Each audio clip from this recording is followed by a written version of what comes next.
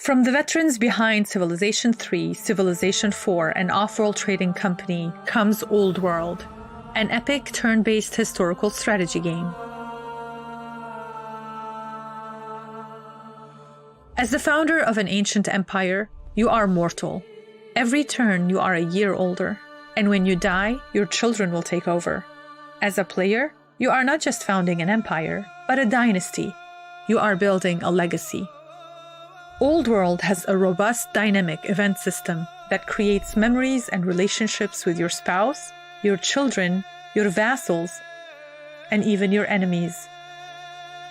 Your decisions echo across the years, leading to unexpected places, so choose carefully.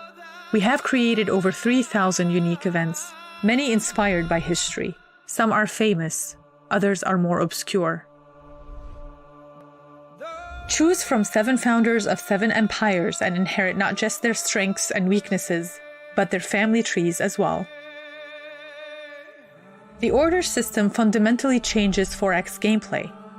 Instead of moving every single unit every turn, you can divide your orders up however you like.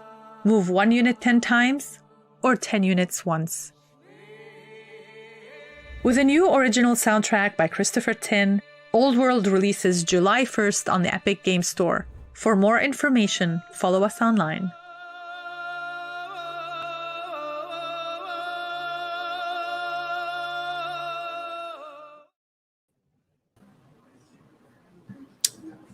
Hi.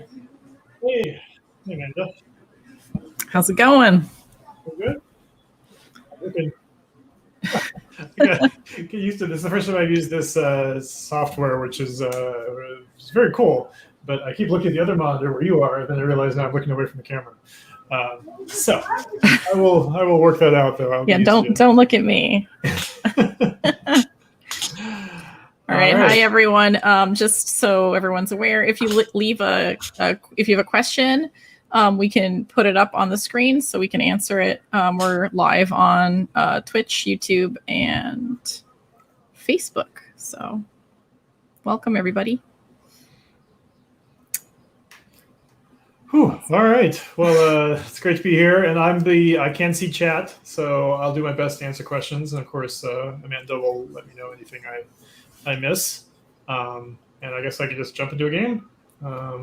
As everyone knows, this is our release day. The game is out now, and I'm really looking forward to seeing people play it. There's already been a lot of streams today. Really great to see people playing the game and having fun. And let's get started. I'm tempted to play this right here. You know what this is, right, Amanda? Yes. This is a 7-player free-for-all game that we've been playing since November. Yeah, maybe? That's what I was doing on my lunch. I finally cleared some of my Play by Cloud games. It's been going slower recently, but this is a 7-player huge map Play by Cloud game that Mohawk is playing. We got 7 people from the team playing the game. I'm playing. Amanda's playing. Amanda and I are in an alliance. In fact, Yes. We're helping each other out. And I'm very tempted to jump into it, but it would reveal all of our secrets. So. Yes, don't do that. So we will not do that. By the way, look at this map in the background. I'm so happy with the way this map turned out. This is based off of a very old 13th century map. And, we're moving through different parts of the world. Like right now we're passing over Baghdad on our way to Susa. It just creates this wonderful flavor for the game. So all right, very we have a question from DJ Coyle. How does cloud multiplayer work? Is it asynchronous or turn-based? Well, it's both. It's ace. Okay, so there's a lot of different multiplayer modes. The classic mode that you guys probably saw maybe earlier today in the multiplayer game is the synchronous mode where everyone's playing at the same time. That's really good in teams because then there's only kind of like two sides. It's Team A's turn and then it's Team B's turn and it goes back and forth. So that's what I would really recommend for that. But there's a lot of other ways to play. We have hot seat for that, and we also have a headless server mode, which is kind of the more traditional asynchronous mode. Although I think the play by cloud will probably actually be more popular. Asynchronous is what was called the pit boss mode in like Civ 4, That means there's a game that's just always running, and you join and play your turn whenever you want to. Play by cloud is more like play by email, but the cloud handles the turn. Excuse me. The cloud handles the turn, which makes it really easy. So you'll get an email saying it's your turn. You log into the game, and you'll see it down here. And you just click a link, and you'll be taken to your turn. You do your turn, hit end turn, and then it just moves on to the next player. So it's great. It's really great for co-op too. I've played some 2-player play by cloud games against the barbarians in the barbarian horde scenario, and that's really fun. I really recommend that as well. But I'm really enjoying this huge game that we're doing. It's kind of epic. Like I only we're maybe 60 turns into it, 60, 70 turns into it. I only finally just met the last player I had just recently.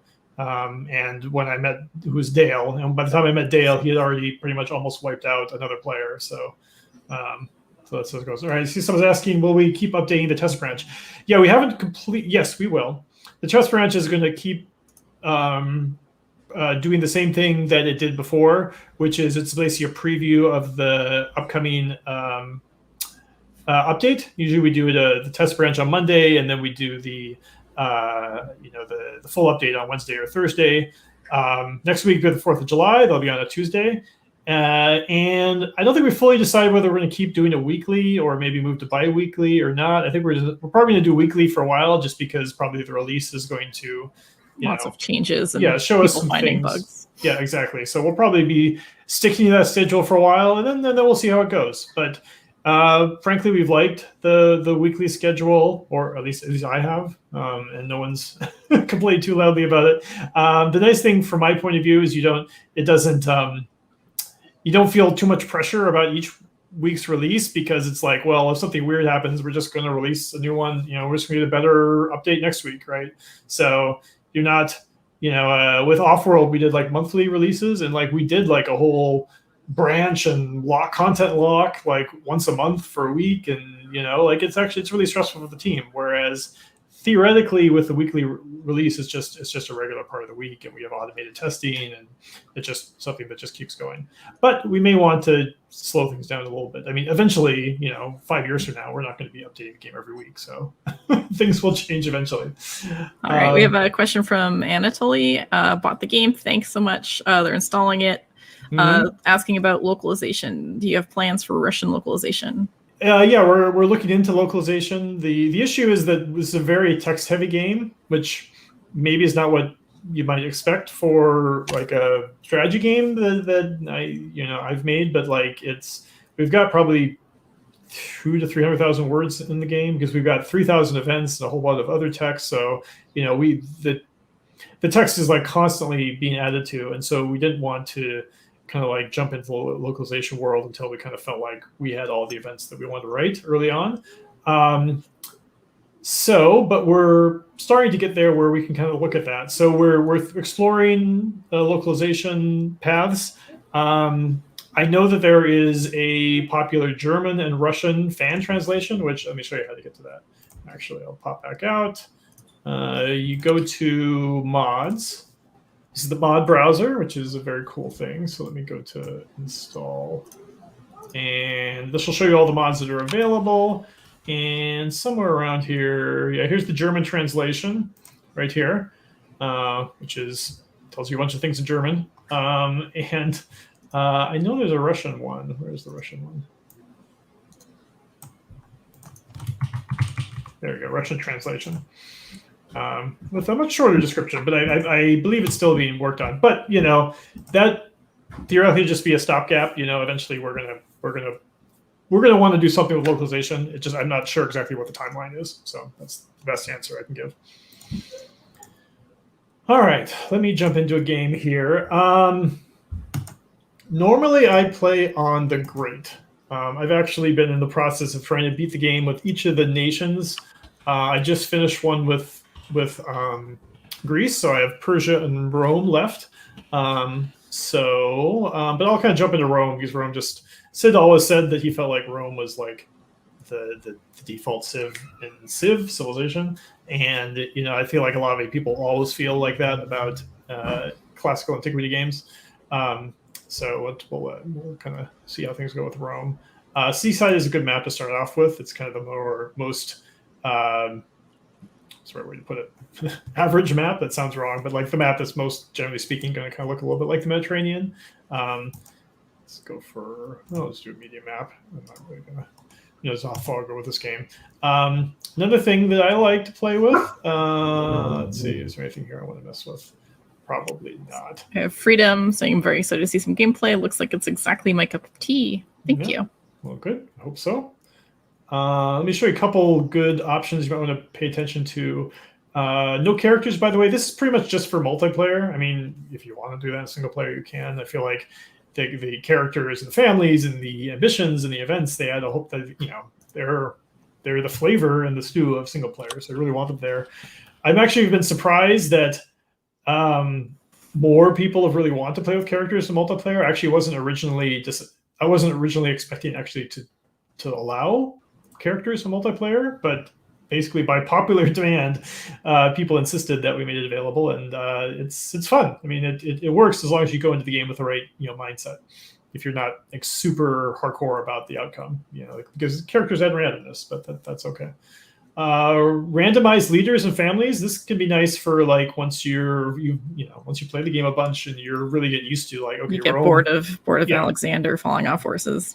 Yeah, if you're Greece, you always start with Philip and Olympias and Alexander. And if you want to mix that up, you can use these options. Role playing is a really option. I would definitely encourage everyone to play at least once with role playing. What that means is when you get events, you don't see what the effects are going to be. You just have to play it based off of the story and the text and kind of make your best guesses. And like I think that's a really valid way to play and one that is kind of worth trying out, because a lot of people, they may want to choose one option, but they get too wound up into the actual details of like, okay, do I want 100 civics or do I want 60 food or blah, blah, blah. So this can be good for that. Play to win. So I gave a whole GDC talk on this about like how it's kind of almost impossible to write an AI, like just one AI for a civ game that works. For everyone with all opinions, what's the right term for it? With all tastes, basically, because to boil it down to like a couple sentences, people will say they want AIs to act like humans, but they really don't. And a really good example of that is, you play a game of Risk or something, and you're playing with your friends. If one player is pulling ahead and it's going to clear they're going to win, if all the other players gang up together to dogpile the leader, no one would ever say, first of all, people definitely will complain about that, but no one actually thinks that's unfair. The players are doing what they can to win. Now, if the AI did that in a Civ style game, people feel that people don't like that. They feel like it's artificial. The AI is cheating against them. It's you versus the AI. It feels like it's wrong. But the AI is just doing what a human would do. But like the reality of human psychology is like we don't like that, because we understand that the AI is not like a human. We actually kind of want the AI to be like an NPC, like in a role-playing game. And so that's the default way it works in Old World. But if you turn on this box here, this kind of unlocks that mode where the AI, if you get close to winning the game, the AI will start to dislike you more, and eventually they might declare war, and they might refuse to make peace or have a truce, because they're like, look, you're about to win. I'm not going to stop fighting you, period. And so this is play on the great and play to win. That's the sorry term for it. That's the hardest level of difficulty. So if you want to play Old World at that level, that's what I recommend. But just know what you're getting in for. We have a question from Philothenic. Weekly updates doesn't sound very modding friendly. That might inhibit large scale mods for Old World from being created because mods could break weekly. What are your thoughts? Yes, so that's a good question. I would say that up until now, we haven't been particularly worried. Well, I don't know the right way to put it, but it hasn't been a priority not to break mods, because we've been focusing on just core development, trying to get the game done. But not breaking mods and making sure, because we really want the game to be mod friendly, and you can see that in that you couldn't go in. Excuse me.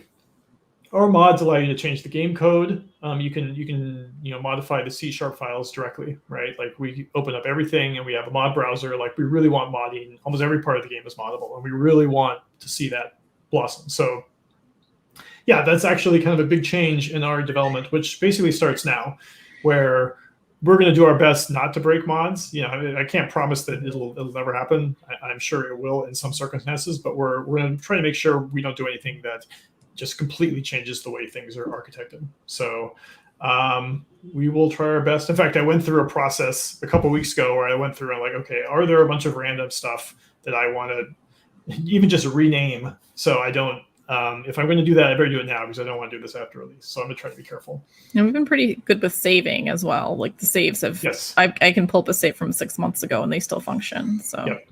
Yeah, our saves are in a plain text format, so you can actually just crack it open with Notepad and see how it looks, and that's how we're able to make sure it's so persistent, because it just describes the game situation basically. All right, so let's get started here. We have a question about play to win, so let's do that one first before we hop in. Yeah, does it mean that it's easier to make AI? So does this also mean it's easier to make AI join a war against the dominant AI? It does not. Play to win is not fair at all. It is only about the human. And I would like to emphasize that Old World is not a symmetrical strategy game same way you might think of Civ or other 4X games. It's an inherently asymmetrical game, and it's a bit of a challenge. I think most people are on board with that. It does throw some people for a loop. Like as I play on the Great here, when I meet another nation, they're going to have like 5 or 6 cities, because the paradigm I was thinking of like who you are is actually, and Rome was the example I always give here, is like when Rome was founded and started to grow, there were already these huge empires in the Mediterranean. When they met Greece, or Egypt, or whoever else, these were already established nations which had a lot of cities. So this isn't like some sort of board game where we're all starting from scratch. Like you're carving out your own space on the board. But on the other hand, there's a lot of things that happen to that happens to the human that does not happen for the AI. Like the human gets all of those events. The AI does not get events. And if you play the game, you'll see that on the whole, events are largely positive, right? I mean, there's some that are bad, but generally speaking, you gain more than you lose. So that's something that the AI doesn't have at all. The AI doesn't have ambitions, so the AI cannot win the game with an ambition victory. They can still win with victory points. But like that's essentially the threat to keep you honest, basically, that you have to worry about the AI. For ambitions, like it's really just the human, because the game for single player, the game is about the player. The game's about the human. That's what we're focusing on. So that's why things are tuned like that. So play to win is just you opting into saying like, okay, I don't mind if the AI gangs up on me, but it's not really about the AI, because the AI can't really win with ambitions. They can win by victory points. And probably, I mean, there's a whole lot of other factors involved, but probably if there's an AI that's getting really big, for various other reasons, like the AIs do have opinions of each other. So for various other reasons, it's not going to be that hard to get someone else to gang up against a dominant AI, because they will not like that, but it's not a part of that option. I may be over explaining some of these answers, so sorry if I'm going on too long. I want to make sure I get to the game. So let me play a few turns here, then maybe I'll catch up on some questions. All right, so we're Rome. This is a nice founding spot. We got some elephants, got some lavender, got some honey. However, the downside here is these are all late game resources. Well, these are. I mean, I definitely want to get trapping so I can get stuff from the elephants, but there's no iron or food or anything. There's some deer down here. So I gotta say where I'm gonna found my first city. So you see all 5 of these hexes are potential locations for my first city.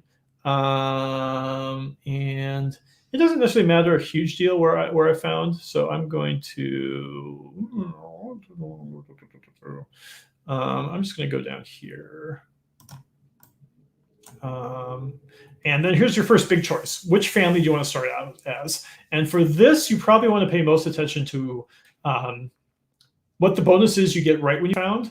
Like, for instance, the patrons, they start with the court minister. So you're going to have this, like, basically great person that you start the game with. and their family seats when they go up in culture, they lose discontent. So discontent will be less of a problem in my capital, which is important because it'll be your oldest city.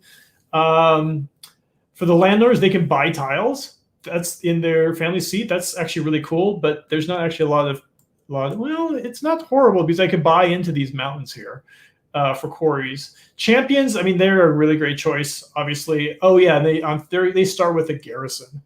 That's really nice because I can start with a governor right away. I think I am going to go with the landowners, though. Statesmen, they get decrees, and the treasuries, that gets you some money. Because I think I am going to want to buy into these mountains, so I can start getting to quarries. And then my next city probably be a champion city, because also this spot looks super well protected, so I'm not so worried about the defense bonus. All right. I don't know if I should go through the tutorials or not, because I am sort of, okay, well, so one thing let me say here. This is one of the most important things about Old World is the order system. So here you see, this video, you got 3 orders. This is the traditional way that Civ works, right? You move every unit once per turn, right? And you can still do that in Old World, but you can also, instead in Old World, take those 3 orders and move 1 unit 3 times. It's really up to you, and this hugely changes how you can play the game. Because when you're in war, you can spend all your orders at war, and just your workers will be doing nothing. Or the opposite, right? That's one of the reasons why you don't necessarily want to be at war all the time. So that's pretty important. But for the moment, let me go ahead and turn off the tutorial. Save tutorial. All right, let me get back to research. So I definitely want trapping because I've got these 2 elephants here. If you mouse over it, see it says requires trapping. And the deer too. Yeah, the deer too. So, but there's no trees near it, so it's just the growth. More elephant down here. So here's some iron. So that's nice. This will be one of my next cities. I'll have to figure out a way. So if I had been landowners, this would have been nice to know about because I would have bought some tiles to get to the iron. But I'll have that tile eventually. All right, so I'm going to start off with my scout. You see the ruins is glowing, so you definitely want to go there, see if you get anything cool off the bat. So I can get +2 legitimacy. Legitimacy is great. For every 10 legitimacy, you get an extra order return, and legitimacy feeds directly into all the family's opinion of you. So here's the Claudius family. Their opinion of me is +75. And you see 15 of that comes directly from my legitimacy. So if you're doing a successful game, you probably have legitimacy over 100. So you'll need that to keep your families happy, because over time your cities get more and more discontent, and that pulls the family opinion down. So those are the 2 things that kind of oppose each other. Let's see, fascinating. Or I can just go for some science. I think I'll just go for some science. This will get me to trapping more quickly, so I can get the camps up. And let me make sure. There's a couple things you always want to do right off the bat. You want to make sure your worker is doing something. In this case, I'm going to go here and start building some farms. And I'm going to build it here so that, I'm going to build here. I'm going to build it here so that eventually I can put a farm. So the farm's going to go here. Then I'm going to put a farmer in the farm. When you put a farmer in the farm, you get all the tiles surrounding it. Every time you put a specialist down, you get all the tiles surrounding that tile. Same for urban buildings. So I'll get these tiles, and because this is next to an urban tile, it's going to pop to that tile too. You also always get resources and urban tiles for free. If your borders touch next to them, you get them for free. So what's going to happen is I'll get these 3 tiles, I'll get this urban tile, and then I'll get the tiles all around it because it's an urban tile. So it'll really expand my territory quickly. So I'm going to go, I could actually, I guess the, the Romans actually are able to build hamlets right off the bat. You see, if I build it, it's actually showing me right now. If I mouse over a hamlet, you see that shows me how that territory is going to grow. So it's explaining exactly that thing I'm going to describe. However, I'm going to want to put a hamlet here because I want to get that iron. That's what's really important. So I'm still going to go for a farm. Plus, you really need food at the beginning of the game. I mean, you actually are starting losing food. The other thing I want to make sure I do right off the bat is I want to add myself as a general to my first warrior, because I'm going to want him to be going out to kill some barbarians. Because, first of all, there's a bunch of reasons. First off, your king or queen automatically gives the unit they're a general to an extra move, and because Romulus is swift, That's one of his character traits right here. He's swift. As a general, he gives an extra move. So this warrior is really going to be able to move far. Plus just a bunch of other general bonuses. I'm a tactician. That's my archetype. There's like 10 archetypes, like builder, tactician, zealot, schemer, etc. And tactician, one of their special abilities is if the general is a leader, if you're a leader and you're a general, you actually stun a target that you hit. So once I find the barbarian camp, I'll be in a really good position to take it down. So I'm going to want to make sure I add the leader, and that puts my unit on cooldown. So I'm going to spend 100 training, and it costs an order. But now I can't use my unit for the rest of the turn. So that's why I want to make sure I do it right away. Or I do it this turn, so I can move him next turn. Because the big order of business here is I'm going to want to find a barbarian camp to expand to. All right, and actually, I can see if you can peek over these mountains, I can see that there's some green territory here. So the Babylonians are on the other side of the mountains, but I'm amazingly well protected here. Look at that. So I don't have to build any military units to worry about this city for the moment. All right, so I want to find the barbarians. You always get one free city site. At lower level difficulty levels, you get more. So there's a free city site here. So what I want to do is I want to spend my time taking my warrior out to see if I can find some barbarians to. Ooh, another ruin. Fill the pit with rocks. So this is every ruin is going to have some sort of unique event to it. And here they found some cursed land. They don't know what to do with it. I could fill it I could spend some stone to fill it up to get some legitimacy. So just kind of like implying that I have all the answers. People shouldn't go looking for these other mysterious things. Like I'm the legitimate one. But I am going to go for the court scholar because watch what happens. Look, my science is +10. So if I grab a court scholar, this is Nunus the scientist. He's got a wisdom of 4. So that gives me, by the way, also want to point out, I just middle clicked. That locks this pop-up help so I can mouse over things like wisdom and this and he's a judge, pathfinder. I can mouse over all these things for further pop-up. And then I can left click here and then you can basically keep fill your entire screen. Yes, pop-ups. Yes, that's always enjoyable. So this character's got wisdom, charisma, discipline. So you see that my science is now +13 instead of +10. That's like 30% upgrade for this point in the game. So that's definitely worth doing. However, no barbarians. So maybe this way. No luck there. All right, that spent all my orders for the turn. I'm just going to be moving my warrior because I want to start attacking those. If I find a barbarian camp, I want to start attacking it immediately. So while you're exploring, we have a question from Explorminate. I was wondering what was the hardest part about making Old World? The hardest part about making, like from a design perspective, the hardest part, it's some combination of making the characters matter and the event system. The event system is extremely complicated under the hood. It took a long time to get right. And furthermore, I never made a game with characters, where they're people and they have their personalities and they have their traits and, how to make it. You can add characters to the game, but no one's going to care. The thing I was always afraid of when the game shipped is we'd read reviews where people were like, oh yeah, the game has characters, but I don't really care about them. They seem superfluous. I just want to play the game. And so it was a lot of work to make sure that didn't happen. And it took a long time to figure out okay, let's make the characters generals, make them governors, we need a council, there should be a head of a family. Families should have heads, the religions should have heads, and their opinions affect the opinions of the families and religions. And characters can have relationships between each other. They could be terrified of another character or in love with another character. They have memories. All these things work. The event system can test for all of these things, and it kind of dynamically looks for events that will work.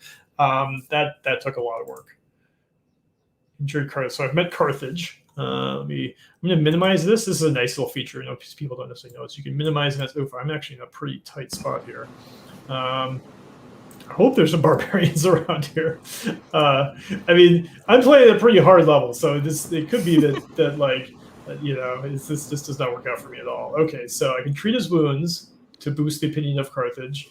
I can negotiate. I get some money for training. I'm not particularly interested in that. Or I can. So this is a tricky one because I would really like that money. That would pay off early in the game.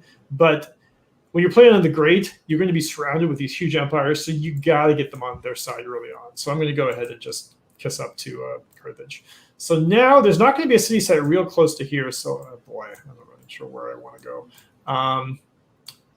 I'm just keep going this way. Okay, there's more Carthaginian territory. Maybe there's something over here. So far, my exploration efforts have not been fantastic. Fruitful. Yes, thank you, Amanda. Potato McMuskie says that the event system is one of the best parts of the game. All right, and we got a question. Thank you. We got everyone. Is there something you wanted to add to the game but couldn't for some reason? Not really, actually. Like at this point, I mean, if by something I want to add is just be more events. We've got 3,000 events, and I mean, I think once we have 6,000 events, the game will be much better. Like it's the events. The nice thing about the event system is you can kind of like it. You can just keep adding stuff to it. This is a thing that most parts of games, it doesn't work like that. Like there's so many systems in the game. Like, look, there's 10 different resources up here, right? And there actually used to be more. We pared some back because having 10 resources is good. They each have a specific purpose and reason. But if we had 20 resources, the game wouldn't be twice as good, right? However, the event system is built in a way where you add more events, is add more variety to the game. So I want to keep adding events to the game for sure. All right, similar situation here. This option here gets unlocked because I have greater than 2 courage, greater than equal to 2 courage. So usually that means it's a kind of better option. So if I choose this, I get a courtier, I get a court minister, and I become a deal maker. So if I was the governor of a city, I can build caravans. That's actually pretty great. I'm probably going to stay a general, but at least I can get a court minister without pissing off Syria. So I'm going to definitely do that. Sextus joins the court, gives me 9 charisma. That gives me 30 civics a year, but he's got bad discipline, so I lose a little bit of money, but that's fine. All right, keep exploring. Still hoping for the best over here. So far, not so great. Maybe I'll go this direction. There we go. Finally. Jeez. Okay, so as I mentioned, Romulus is a tactician. Normally in the game, you're gonna need 2 units to knock down the barbarians. I might still need another one to get here, but here's the great thing about Romulus: hit him, knocks a quarter of his hit points off, and he's stunned. So he's not gonna be able to attack. When I hit a turn, he won't be able to attack. So as long as I keep hitting him. However, you see this 1 year here, they'll produce a new unit in 1 year. So there'll be another unit that comes out. Hopefully it'll be okay. We'll see. All right, anything else I want to do? Potato McWhiskey asking, what sort of mods would you like to see as a player of the game? What sort of mods would you like to see as a player of the game? Total conversion, sci-fi setting. So early on, what I really like to see people trying to do is because it's something that people could use right away. Total conversion mods take a long time. Like some of the greatest mods for Civ 4, like Fall from Heaven. I don't remember how long it took, but it took a couple of years before those things fully came out. Well, if I remember actually whatever, I'm off track. At any rate, total conversion mods take a while. Whereas right now, people can just start writing event packs, posting them as mods, and people can, turn those on, and like they'll just seamlessly fit with the game. It won't be confusing or complicated. It'll just be these new extra events that show up. So it'd be great to see people do that.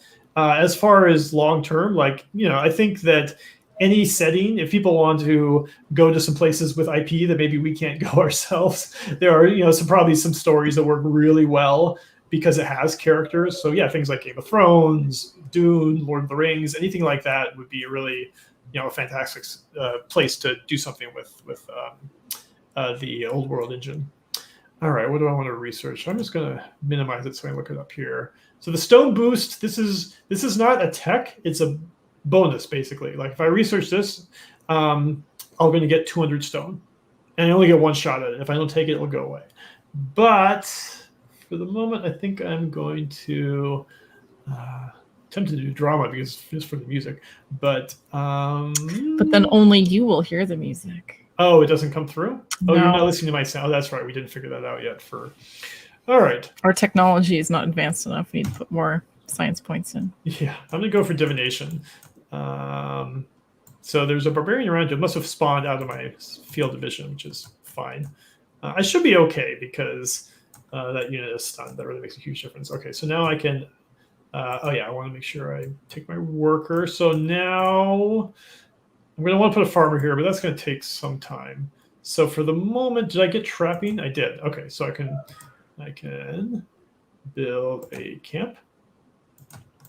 What are my options? I just realized I haven't paid any attention to my graphics options. I'm on high.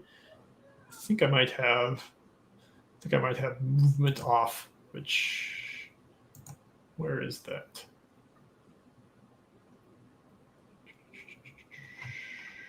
Maybe I don't.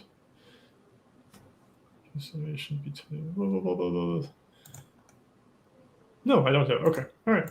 Just want to make sure I actually have animations on. Okay, so that leaves me with my scout. By the way, as there was sort of like pioneered by Civ 5, there's a "What should I do next" button here. If you're ever in doubt of what to do, this button's here, next unit. It's also mapped to the tab. So if you just hit tab, it'll always move you to like the next thing to do, which is kind of important in this game because, unlike a game like Civ where you're kind of like led by the nose from unit to unit and just be like, you have to click all of these different, you have to make some choice of each of these different things, and then your turn's over. In Old World, you have a lot more options, right? You can move almost any of your units, and eventually you'll have more units than you have orders. So you really have to like make your own decisions. That's absolutely a good thing, but it means that you have to pay more attention to how you're led through a turn. And that's why we have this little bunch of UI here. So this is all your decisions, your events. These are your scouting units. These are your civilian units. These are your military units. And these are your cities. So you can use this to like guide yourself through your turn. And also the order you get them, you can change them around. If I'm in a war, I'm like, I don't really want to focus on my military. You can take the shield here and drag it to the front. So now in your turn, you'll actually do your military units first before you do your scouts and your workers. And we have a kind of a question that leads into what you were talking about. So what do you want the player to walk away with after finishing a game of Old World? Oh, dang it. Oh, no. Supposed to be there. No. I think the AI is passing through here. This happens occasionally. The AI is supposed to give you like 10 turns to like get your free city, but sometimes they're in the wrong spot. Anyway, go ahead. What would you say? Yes, fine. What do you want the player to walk away with after finishing a game of Old World? I mean, hopefully like a good story, right? Like the game is, we also want people to finish more games of Old World compared to other 4X games. Like it's not short. It's not a short game, but I think it's a little shorter because we were able to like kind of like make it the right length. So we believe the Old World would give a lot of variety. So we wanted people to play a bunch of games. It'd be great if it, like we think it'd be really worthwhile for everyone to play at least once through with each of the different nations. And like, hopefully like you play a game and your story ends up differently. By the way, we have a game of the week feature where every week we pick a different nation, a different map, and different game options, different difficulty levels. And I think it'll be really fun for people to compare their experiences because even though you start in the same place because of just what was it, chaos theory? Is that what it's called? Things are going to end up, your story is going to be completely unique compared to everyone else's. So hopefully that'll be the case. I also want to point out here I'm a scout. So scouts are hidden. So far, I haven't met too many people who want to kill me. But if you're moving scouts around, it's very advisable to always end your scouts' turn in the forest because you see there that little hidden icon that tells me that no one else can see the scout, so they won't be able to get attacked. All right, let's see if Assyria moves on. We had a design question a bit earlier. We were asking how much time passed between when you first had the idea for Old World from the first prototype and then starting to work on the game. Well, this has been a long project. We've been officially working on the game for 5 years, right? Like I started the prototype shortly after we shipped Offworld, which was in May. It was about exactly 5 years ago, of 2016. So that's been a long project. When did I first conceive of When it? did you have, yes. So it's when did you have the first idea? When did you make the first prototype? And then starting on the game. So it sounds like you started on the prototype and then immediately started working on the game. But when did you first have the idea? Yeah, probably sometime around 2011, 12, something like that. 2000, early on. I mean, pretty much, I'd say that we first had the idea for Old World when I founded Mohawk, right? Like, I wanted to make a game called Offworld. I wanted to make Offworld. It wasn't called Offworld then, but I wanted to make an RTS that was built based around economy. And then I knew I also wanted to eventually get back to making historical 4X. So I had to do Offworld first, but I kind of back to my mind. I was like, I'd like to make a game. It's historical 4X games are just the games that I love, and so I knew eventually I wanted to get back to making that. I had to come up with a good reason to do that, and I think sort of like coming up with the order system, and then also just seeing the amount of interest and fascination people had by Crusader Kings, it gave me kind of like two really good reasons to make a game like Old World. Where I mean, those seem to be the two things that people bring up are the most distinctive things about the game. Then we have another design question. What advice would you give to someone who's starting a game studio to make historical games? Coming for our lunch. It's a terrible idea. So if you're making a historical game, you kind of have to decide what type of audience you're going for, right? Because there's all different levels of historical games. Like a game like Civ, I like to call it sort of like a historical fantasia. It's like a fever dream. The whole thing it's got like little elements of history, but like it doesn't really make sense as history because it's so much built around like the game side of the thing. And then on the flip side you have like a lot of the type of games that Paradox makes, which are they get into a lot more details about history. Although it's interesting as time goes on, I think they've leaned more into like almost like the goofy sides of their games, which means that they don't necessarily they have their own kind of like issues with that. I guess what I'm trying to get around is there are some games that really like the whole purpose of them is that they are a historical game. And the thing is, if you do that, you just need to be aware that like you're probably making a game for a fairly small niche, and that's fine as long as your budget is there to fix that, to match that. But I think historical games are great. I mean, the great thing about a historical game is, you don't have to make all this stuff up.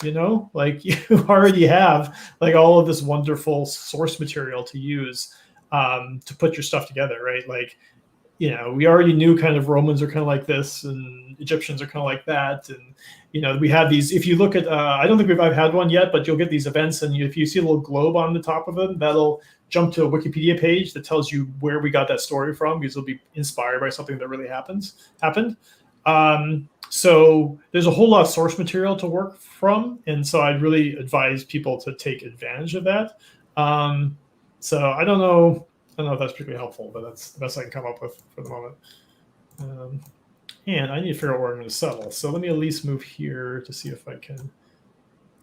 I'm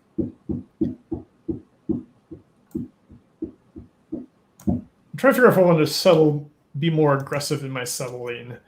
Yeah, I think I want to go down here maybe. Hopefully I'll pop something good. Oh, I can't. I'm just gonna. Issue with that is I won't actually be able to found something this turn. I want to found the city, so I'm just going to found now. So I now will found as the champions. I think.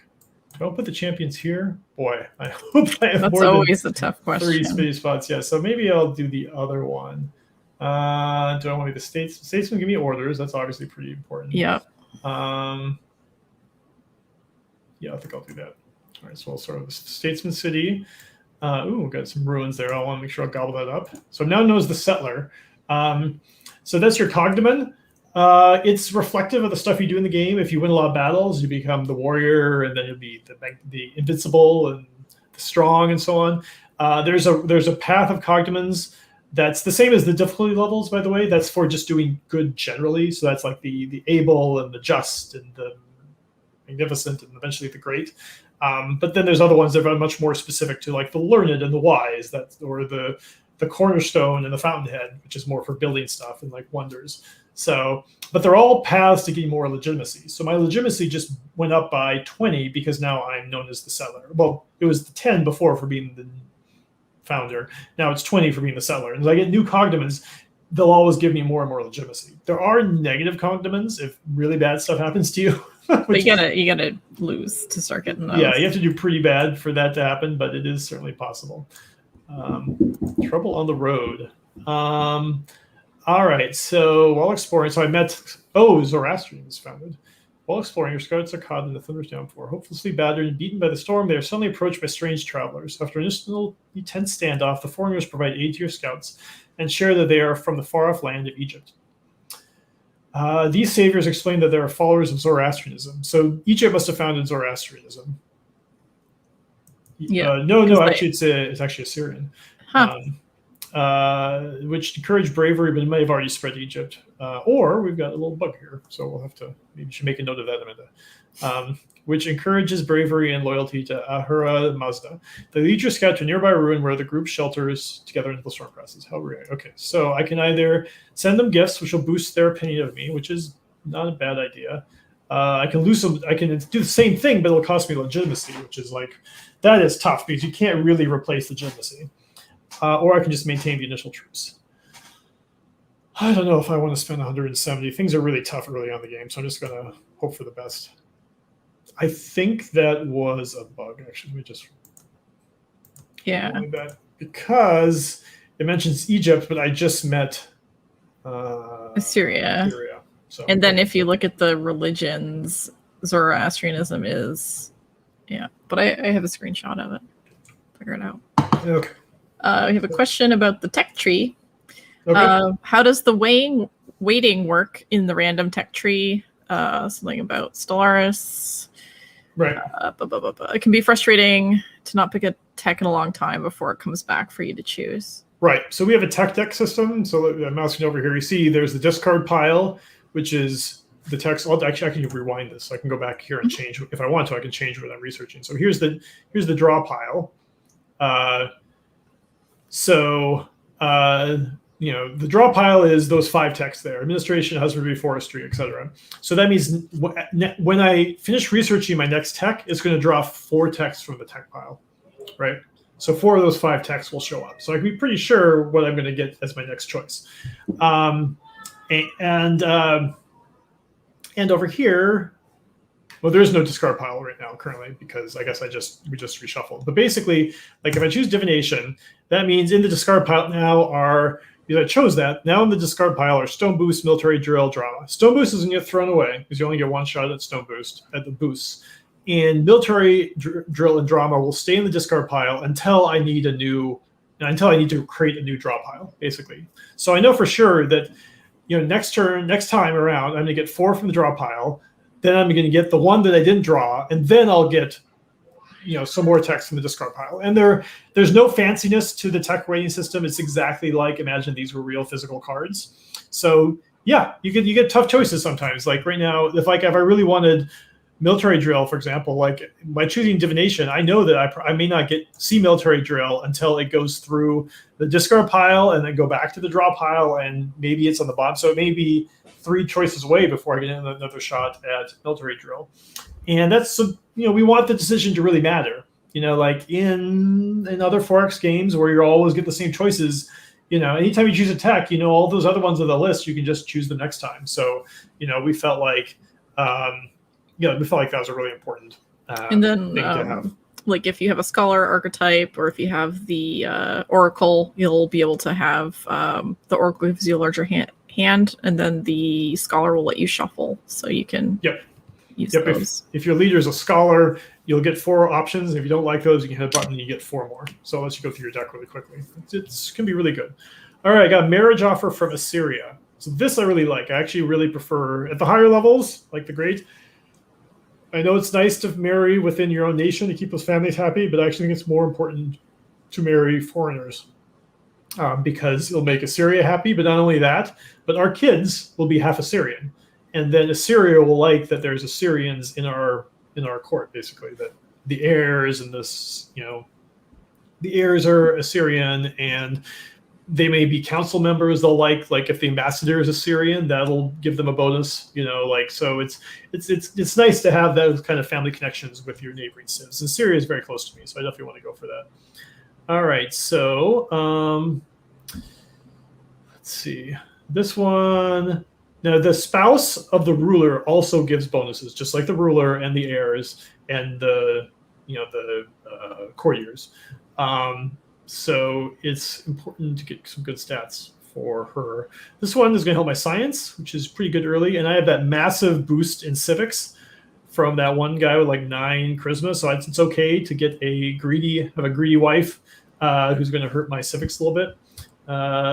This one, on the other hand, is superstitious. Who's going to hurt my science, and she's spoiled. So forget her. I'm going to go for the greedy, witty wife. So she sounds like fun. All right, so I'm going to kill this barbarian camp. Oops! Oh no, I will do that next turn. See the future. All right. What do I want to build? I got 2 cities. Both are idle. I'm going to want to build a settler in one of them. Settlers are built with. She's built with growth. These groups here are built with growth. These are built with training. These are built with civics.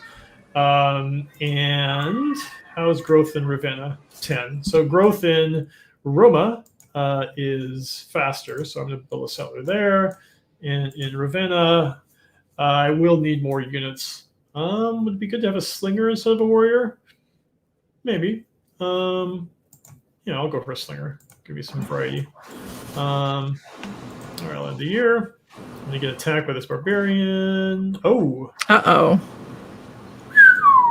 Just in time. Yeah. This is mainly the great is hard. So this may not be a game that I might be able to pull off, because the really hard thing at the great is you really have to carve out your place early on in the game, or you're going to be in trouble. So at least I got 3 cities. I don't see a whole lot else around here, so I need to keep moving my scout to see if there's like a little gap here or there. I may even want to consider building a scout. But which way should I go? So here's sure. I would really love to know. Okay, Syria has another city up here, so that means their cities are probably up here. So maybe but Egypt's here. Okay, so we got Syria here. How big was this map? Medium. All right. Medium? Is this medium? Yep. Okay. So these are all the civs. They're all pretty close to me this game. Here is Assyria. Here is Egypt. Here is Carthage. Here is Babylonia. So if you look at a clock, this is maybe the area where there's the most open space. And unfortunately, my scout's all the way over here. Now, there could be something up here that's not inconceivable. So I'm going to hope for the best. Oh, more. Oh, boy. There's more Assyria here. All right, so I think I'm going to have to bail out of this. And actually, while I'm at it, let me go and grab this thing before the AI does. Although, on the way, can I harvest something? I can probably harvest some salt or some... Let's see, if I go here, I'll have an extra order, so I'd like to use that for harvesting. So if I go here, will I still be able to... I won't be able to get to the ruin. So I'm going to back that up. Here's the undo button. Use the undo button no judgment. Use the undo button as much as you like. Sometimes it's helpful for these things just to more figure out ahead of time, like, is this possible? I would really like to harvest this because that would give me 10 food, but it's just not possible. So instead I'm going to harvest salt, which gives me 10 culture. Oh, but it won't let you, won't get the ruin either. Yeah, okay. So I'm not going to be able to harvest anything. That's okay. I'll just be sad. So I'm going to go here. All right, homeless children. This is the child labor event. Child labor, middle click to find out what child labor gives me. That gives me 1 discontent per year, but it gives me bonus boost to training. What are the other options? This makes me gracious, gives me more civics. However, no, it tells me ahead of time. My queen, she's greedy. She's going to gracious and greedy characters dislike each other. So if I go for this, I'm going to immediately piss off the queen. So I probably don't want that. Or I can go for this option, which makes me cruel. All cities. Oof, these are some tough choices here. Maybe I will go for the child labor. All right, child labor it is. Potato says child labor is absolutely worth it. Is something video games has made me say. Yeah. Maybe you play a little Frostpunk. We also have a question about the map. Thank you for a truly great game. Can you expand a little about the map scripts, the mountain ranges, etc.? Sure. We've got a bunch of map scripts. I showed them off real early, but oops, I didn't need to do that. Consider. Let's see where to start. We have a sort of like natural weather system, for example. Like you'll see right here, the reason why there is kind of desertish terrain over here is because of this mountain range, which is nice. We kind of get, in real life, the reason this happens is you have clouds coming this direction. It drops all the rain before it gets to the mountains, and then it's dry on the other side. So we have model aspects like that into the game. And then we have a lot of different maps for different types of games. We have Inland Sea is a really good one because it basically creates like an actual Mediterranean Sea type situation where there's like a big sea in the middle of the map and like the land is a wheel on the outside. That's really good for multiplayer because it means there's not one player in the middle. There's Archipelago, which gives you a bunch of islands. That can be really interesting. A navy works a lot different in this game. In this game compared to other 4Xs, in that to transport units, you don't put them on ships. Instead, what you do is you anchor your ships, and that gives you like a zone for each ship where your units can move through freely. So the idea there is kind of like your ships are taking possession of this spot of water, and now you're able to move through it. Same goes for stuff within your borders, by the way. So these tiles here, they're my borders. I can move through them freely and quickly, like faster than on land, because they're in my territory.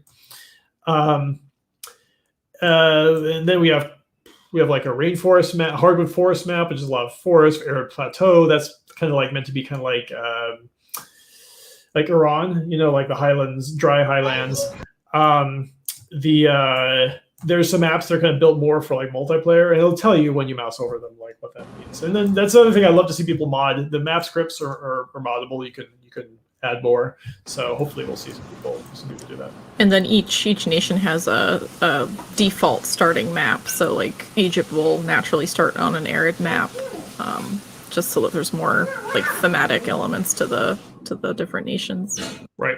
And you've noticed that there are these landmark names. I didn't really mention. We discovered a few landmarks, and if you're the first one to discover it, you get 2 legitimacy instead of 1. Every landmark you discover, you get 1. If you're the first to discover, you get 2, and you get the chance to name it yourself. I haven't bothered to name them here. That can be fun in multiplayer for obvious reasons.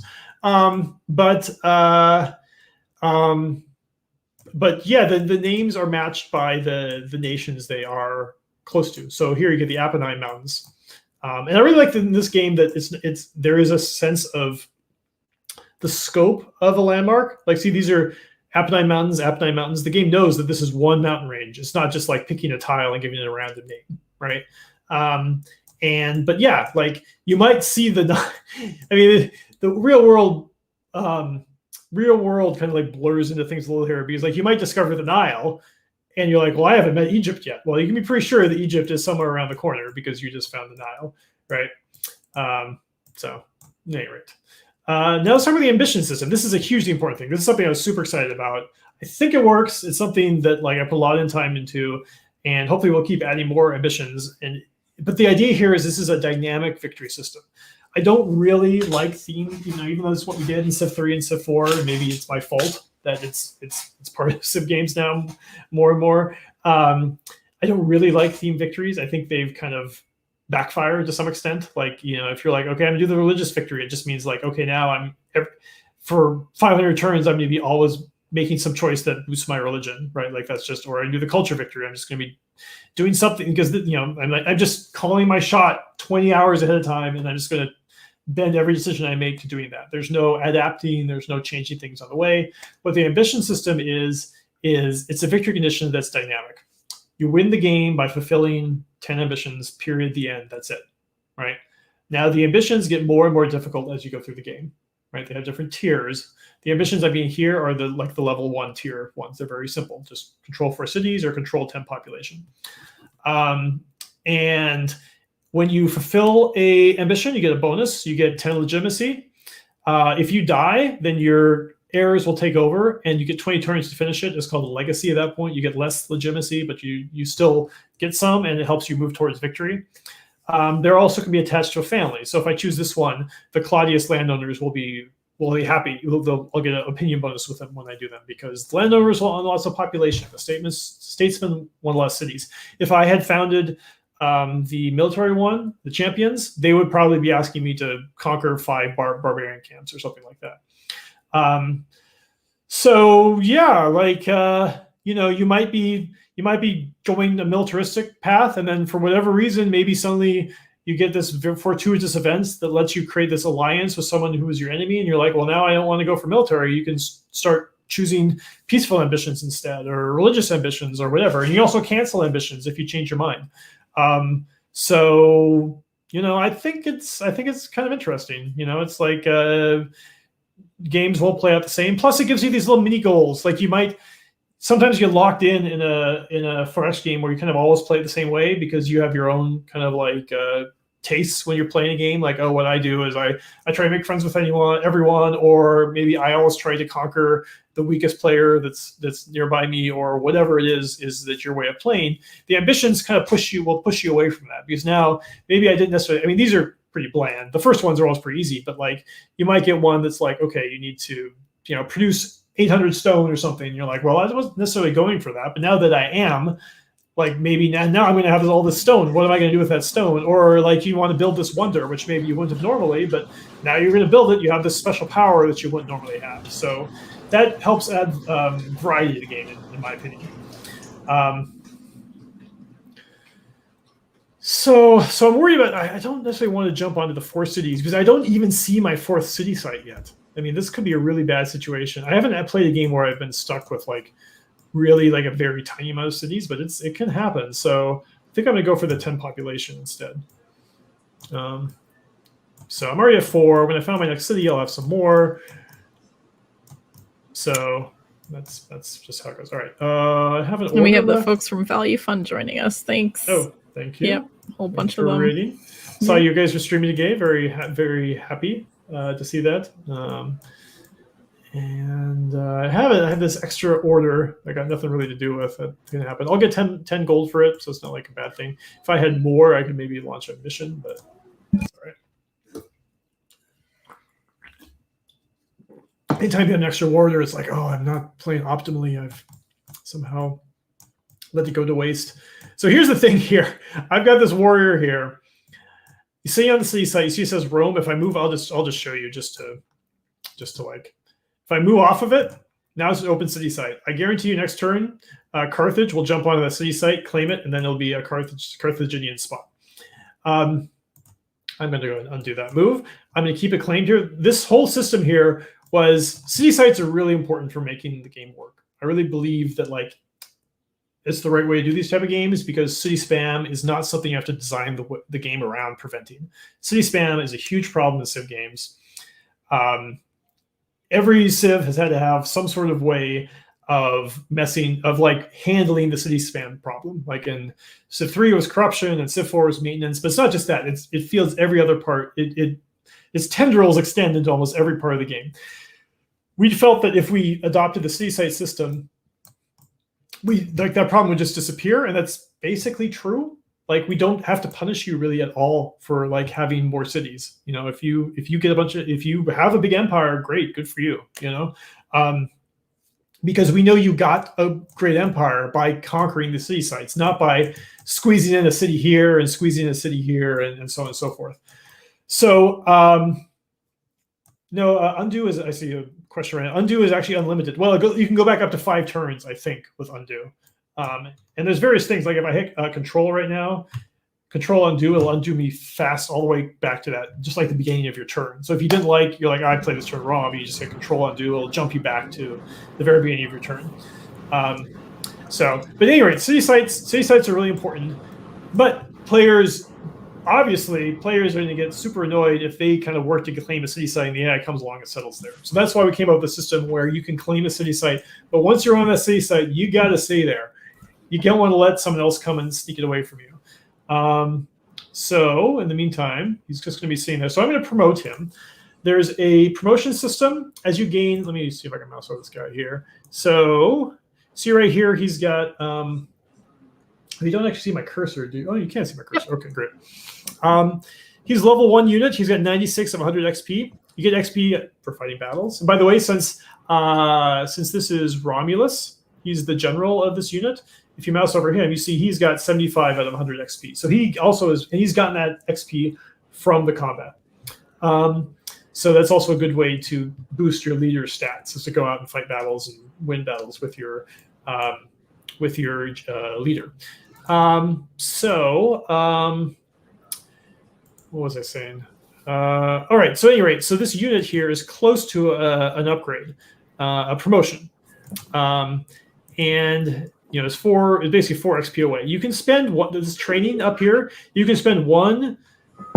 You can buy XP 1-to-1 with training. So I can basically spend 4 training to jump ahead and get a quick upgrade. And I think I'm going to go for Strike. Strike gives me a +10 bonus, but only for attacking. And because I have the stun ability, I think that's a good combination. So let's jump to Scout. What do I want to do? Well, let me handle my worker first. I have a question about the religions. Thresholds for founding global religions sounds interesting. How did you come up with them? So I think he means like the conditions for unlocking them. So let's show them. I mean, we tried to make them thematic to the religions. I mean, first off, you have to come up with some way to determine when the religions show up. One of the simplest ways they show up, first of all, they can just pop up in events. That what can happen from time to time.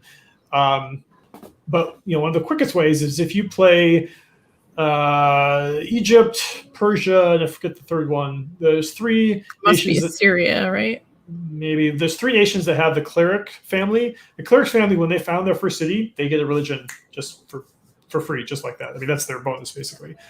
So that's one way to get it. But they can also happen dynamically. Zoroastrianism happens when you build 2 acolyte specialists. So you build shrines, and then you put acolytes inside them. They're specialists. Let me show you about specialists, by the way.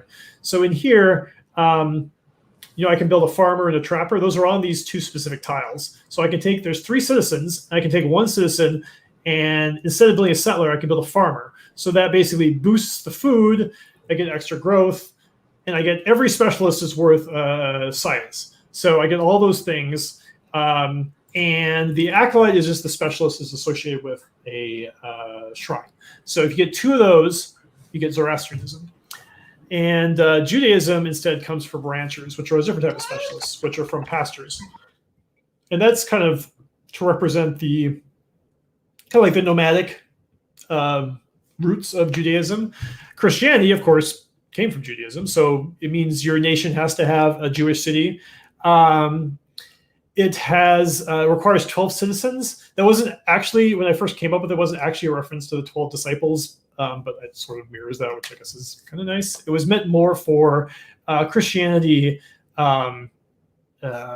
grew out of the lower classes of the Roman Empire, of having just this large, poor population. It gave them, it spoke to them in a way that basically the pagan religion that boosted the emperor didn't. And so, there is this split in the game of like citizens versus specialists, right? And if you keep training all your citizens to be specialists, essentially they're all the upper class, then you won't have as many citizens, so you might not get Christianity. It also requires there just to be 2 Jewish cities anywhere in the game. That just makes sure that Christianity doesn't come too quickly. And then it requires metaphysics, right? So these later ones require a little more than these early ones, because these are kind of the early game religions. These are the later game religions. Manichaeism came from a bunch of different sources, so that's why it requires 2 Zoroastrian cities, 2 Christian cities. So it can come much later in the game. But the different religions have the same they're equal, right? So Yeah, they have the same abilities. So the fact that it unlocks later doesn't mean that it's any different from them aside from events. Yeah, the world religions all start off essentially as the same. They all have the same abilities and whatnot. But you are able to give them each 3 different theologies. So that could be like, mythology, or so it's more of a like mythological religion, or well, where is that? I suppose I can select this guy. Does it show me here? I'm not sure. Yes. Okay. So tier 1 is mythology, veneration, legalism. Tier 2 is revelation, dualism, Gnosticism, and these each give different bonuses. So like mythology means you're going to get culture, right? Because you got lots of these mythological stories that grows the culture of your nation. So every shrine and the monasteries of those religions, those give extra culture, right? So you can basically upgrade your religions, which kind of changes how they are. And then you're going to have a bunch of relations with the religion. Like right now, Zoroastrianism does not have an opinion of me, period. Because there's none in my nation, so I haven't really chosen whether to be of it or not. But eventually it'll have an opinion, and then the nations which are Zoroastrianism, the opinion of Zoroastrianism will flow directly into their opinion. So if Zoroastrianism is plus 50 for me, and Assyria will probably eventually be Zoroastrianism, if they're Zoroastrian, then they'll get that plus 50 flows directly into their opinion, right? There's like almost like a waterfall effect. Like the head of the religion, their opinion flows directly into the opinion of Zoroastrianism, and then that opinion of Zoroastrianism will flow directly into the opinion of Assyria if they're Zoroastrians. And if you have if you have like 4 nations that are all the same religion, then you really want to be get in well with that religion. You might want to convert to that religion just for that reason, just for diplomatic reasons. And then there's a question about what happens if you found the cleric seat after all the religions have been founded, and I don't know if that's ever come up as a thing because it's such a early game. That's a theoretical problem. You could probably, if you with great focus and determination, you could probably make that happen, just by like not founding your 3rd family until later in the game. But in practice, it just basically never happens. Because you're going to found your family seats early. I think in that case, something happens. The game doesn't just crash. I think you don't get it. So don't do that. Don't do that.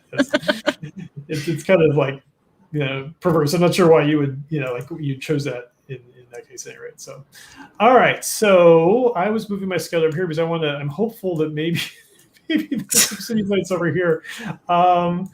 So this site. It'd be great to harvest this elephant here, but it looks like someone else got to it. See, it needs time to be harvested again, so the AI has harvested that for me. I could go here, but considering there's 3 civs here, it's just going to be a waste of time. I'm going to jump here just... I don't think there's anything good over there. So I'm just going to keep moving along this way. It's the fastest way to get over here. What else do I want to do? I probably want to build something with my... let's see, what can I do? If I build a hamlet here, it's recommended to build a hamlet here because then I will get those deer, which is not a horrible idea. I don't have pasture yet. I need husbandry. Yeah, I got a lot of resources I don't really have the stuff for right now, so that's definitely an issue. Wait, this is the landowners. I almost forgot. These are the ones I can't. They're special. One of their special abilities is their family seat can buy tiles, and I've got all this territory here. I need to not forget that. So what I can just do is I can just do this. Which tile do I want to buy? I want to go this way because then I can get both of these. So I'm going to go. Well, you know what? I'm not going to do anything right now because I want to keep moving my scout. So instead, I'm just going to go here and build a farm, which I don't have the wood for. But just like in Offworld, you can just automatically buy resources if you have enough money to build the thing. So if you hold down Alt, you see I've got 134 gold, and if you mouse over the farm, you see I need 41 gold to buy the wood that's necessary. So I'm holding down the Alt key, then I click to build the farm. And it'll buy exactly what you want, or you could buy it from the top. Yeah, you can buy it manually, but Alt is way quicker. Yeah. So maybe I'll go down here to, let me just, let me go here, reveal some territory. I'm going to go here, harvest these sheep. And that'll be the end of my turn, I guess.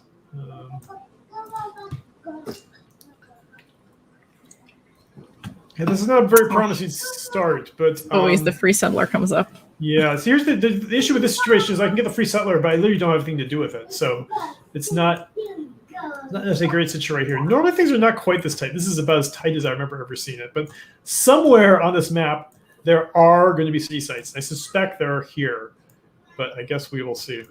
Like if I mouse to the edge, it won't even tell me kind of like where the natural borders of the map are. I'm still, generally speaking, in the middle of the map, which is where generally speaking, where the map generation wants to put you. Well, the grade is tough. You don't always win at the grade. All right. Prince Publius is born. My son, my heir, he's 0. He's cautious of me. It's just some people are like, we had a streamer yesterday who she was like kind of like thrown off like that. Like, my baby is cautious of me, and I was like, it's just how the system works. Like, if they don't have an opinion, they're basically cautious. But it is a lot. It does sound a little weird. So I can become romantic, give myself some charisma. I've got plenty of civics, so I'm not really thinking that's. Also, note right here, strengths. I have 2 strengths right now. Dealmaker and Swift. You only get 3 strengths. At most, you get 3 strengths and 3 weaknesses. Hold on 1 second. But if you're romantic, then you can have more kids.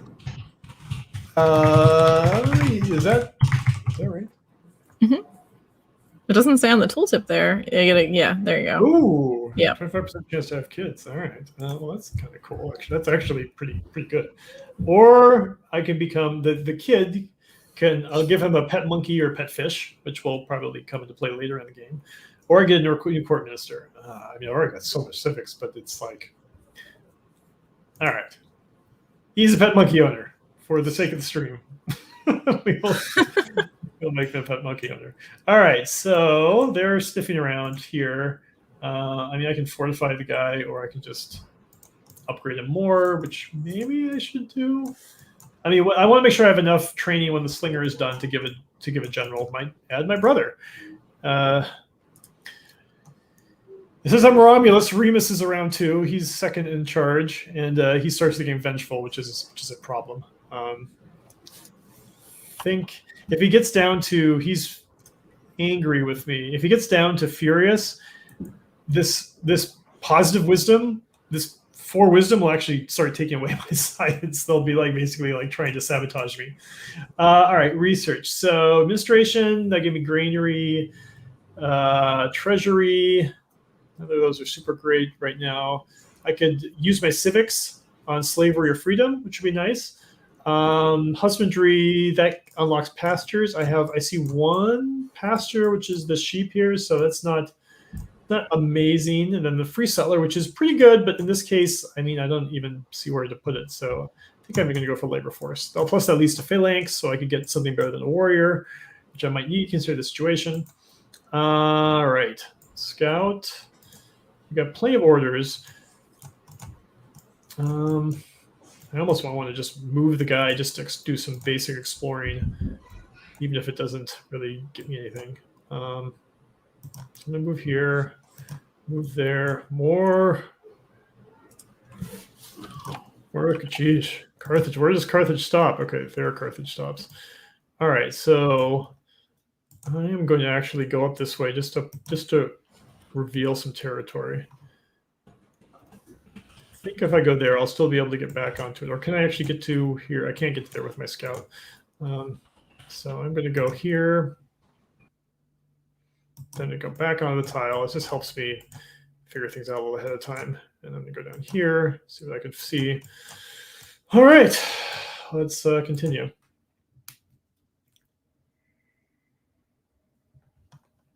Okay, so so now I'm in a situation where actually I still have plenty of orders. So maybe I will actually go up here. I'm actually move this guy first. Watch, and there's going to be all the barbarian camps to the north. Just, oh goodness. Oh boy, there's Babylonia here. Wow, I have rolled a difficult game. That can happen. All All right, so I can still get back here. Oh, boy. How do you feel about the difficulty level? As you go higher, I feel like I'm always boxed in and encouraged to go to war. Yeah, that's kind of the situation that you're in, and it's also going to be harder to go to war as you go up. I mean, the great is a challenge for sure. Like power in these type of games comes from territory, right? So it's just that's just how it goes. Like when you get a higher difficulty level, you're going to have less territory to work with, and that's kind of the challenge. So you never know. There might be a hole here somewhere. So it's possible I can find someone down here. Make sure I can get back to the city side because they will totally pounce on it. Need 2 moves left. Here and so here's the thunder. So you see this is the edge of the map here. So I'm going to make it a settler. I can't hurry them yet because I'm not the right cultural level. But yeah, this is looking rough.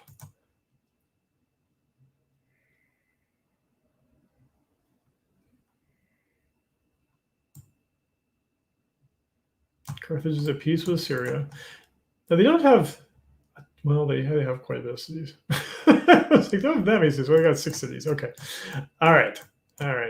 I have won multiple games at this level. This one's gonna be super tough because I don't necessarily see where I'm gonna grow. But I gotta keep exploring. So I'm trying to find where the holes are in the map. So the issue here is I found this is the border. So I'm afraid that if I keep exploring down this way, I won't be able to find anything that's particularly useful. However, look, this is Babylon. How many cities? So Babylon has 6 cities. It's hard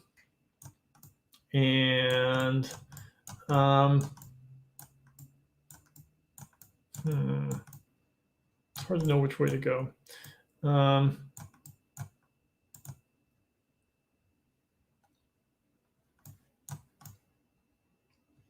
See if I can swing around them. Let's see how that goes. It's slow going because of these forests, but I don't really know what else to do. Hey, some barbarians at last. All right.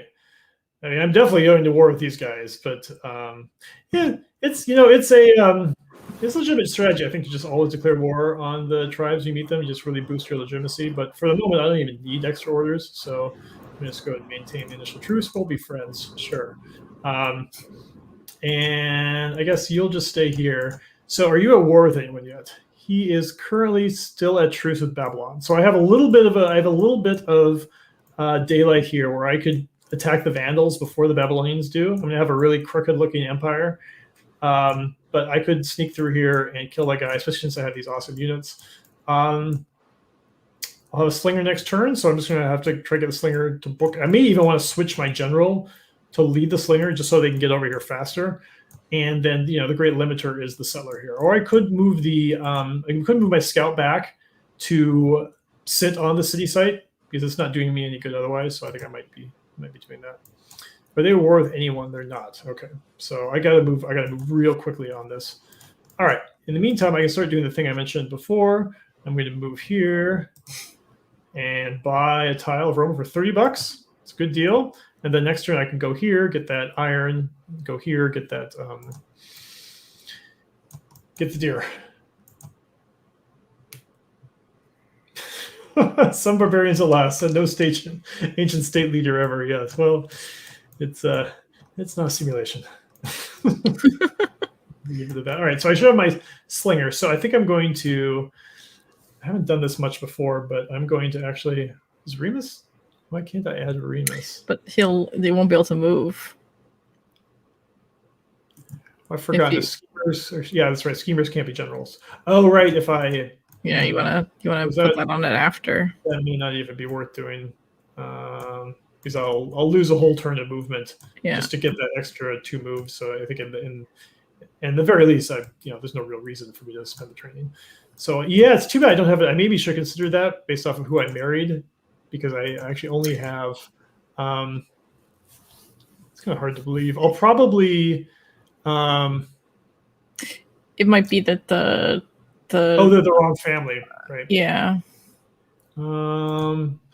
So I could do a general swap. It's not a horrible idea. So this one, these are generic. So any of these people could be the, yeah. So yeah, I am going to do that. So I'm going to take, so the basic, the idea here is your king can be, your king can be the general for any unit, right? So I'm going to make the king the general for this slinger.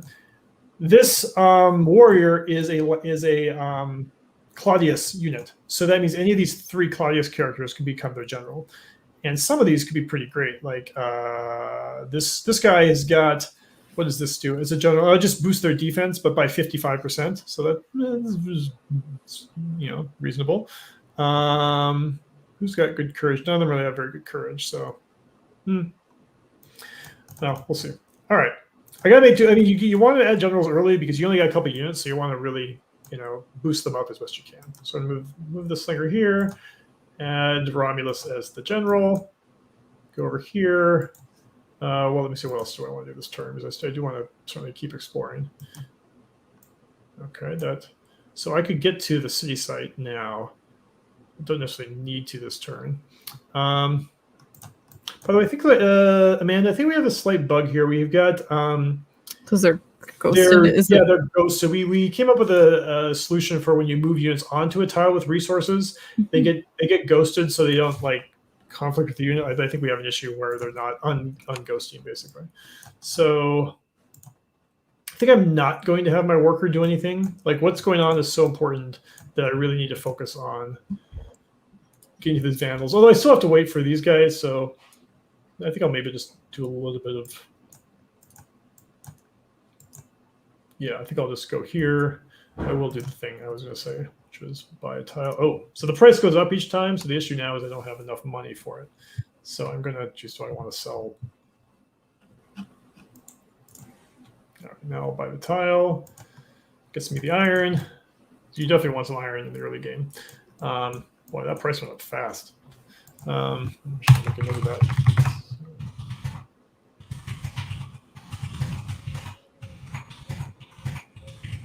Usually I take a lot of notes when I'm playing these games. And actually there's not much I've noticed that I want to change, which is a good sign, I guess. Usually it's a lot worse than this. All right. Oh, let me check. I've actually got something going on here. Well, this looks bad. So either I send them $300 or I give them 7. So they're making a demand because they're less than equal to cautious. So if they like me more, I probably wouldn't be in this situation. But wow, that would be a lot of science. Or can I get them that money? If I sell everything I have, let's see. Maybe I'm not going to buy that tile. So here's a good example of undoing, because you want to usually should handle your events first off of the turn, because sometimes you'll get stuff, sometimes you'll lose stuff, but it's kind of instructive to so I'm going to sell my stone, my iron. Geez. All right, there you go, Carthage.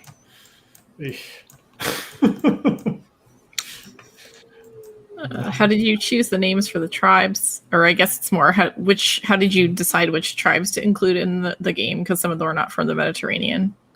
We looked at that. That was actually quite a few years ago that we chose the names. I mean, we wanted good geographic distribution. I mean, most of them are from the Mediterranean. The Danes, I guess, are kind of stretching it a bit. But we kind of had the idea that at some point we're going to want a Mediterranean map or a map of Mediterranean plus Europe, and we were going to want kind of names for tribes that fit each of the areas. So we've got the Numidians in the south, and the Thracians kind of in the middle, and the Gauls to the west, and the Scythians to the east, and then the Danes up north. And we also wanted ones that had kind of more a good fit for a desert area or a snowy area. It took sometimes you see shadows in game design. You see like shadows of earlier designs that are not necessarily intentional. Like we started everything from scratch. Maybe it'll look a little different today. Early on, I think we actually had an even though our time period is classical antiquity. Early on, I think we actually kind of thought ourselves going maybe all the way up to the Renaissance. We actually narrowed it over time because we kind of felt like we could go deeper that way. And also made it a little more geographically constrained just to the Mediterranean. So I think seeing things, someone like the Danes is kind of like an echo of that period where like our scope was a little bit larger. All right. And do all the map scripts care about, like, because some of the map scripts place the specific tribes, right? So do all map scripts do that, or is it just some of them that try to maintain the location? Do all the map scripts maintain their location? I actually don't know the answer to that. Yeah, but some of them do. Yeah, some of them definitely do. I'm trying to think who's my best general. I think I'm going to go for this guy. That's a lot of defense. It actually hurts his attack a little bit, but it's probably good for the defense. And then with my last order, there's not much else to do, so I'm just going to spend my time to get a little closer. I'm going to go here just in case the horse is harvestable next turn. Whatever that means. Some of the harvesting actions make a little more sense than others. You're harvesting the deer. I think we all know what that means. If you're harvesting horses, what exactly is that? That's why we have to glue. I don't know. That's why we don't give food for horses. We give just the generic. You get some gold. We'll just leave it to your own to decide what that means. Because I think elephants is culture, right? Yeah. It used to be orders, but no, it's just money. Oh, it's just money. I always imagine it being ivory. To be consistent, it should be orders, and we actually had it like that for a while. But it was just too weird because like horses, elephants, and camels give you orders, right? Like that's what they give you. But like to harvest, you're just spending orders to get orders. It never really made sense. So selling them. There we go. Roy gave answers for us. We're selling the horses. See, we're working with the players to figure this stuff out. All right, what do I want to rebuild in Ravenna? I don't really need... and I totally sold everything I had to make the keep Carthage from killing me, so maybe now is a good time to build workers. You can always build workers. They don't cost anything. So the only thing that's bad is it kind of slows me down on the population game because workers take your growth, but oh well.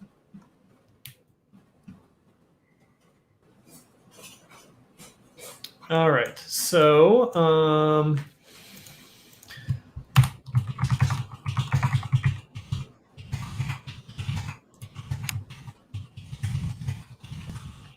right. What do I want to do now? All right, so I keep moving this guy. See, now he's got this huge range. So how are the Vandals? And the Vandals still... I can actually get all the way to them and attack them this turn. Can my warrior get that far? Can't. My warrior cannot get that far. But this guy can... I might as well... Let's see what happens.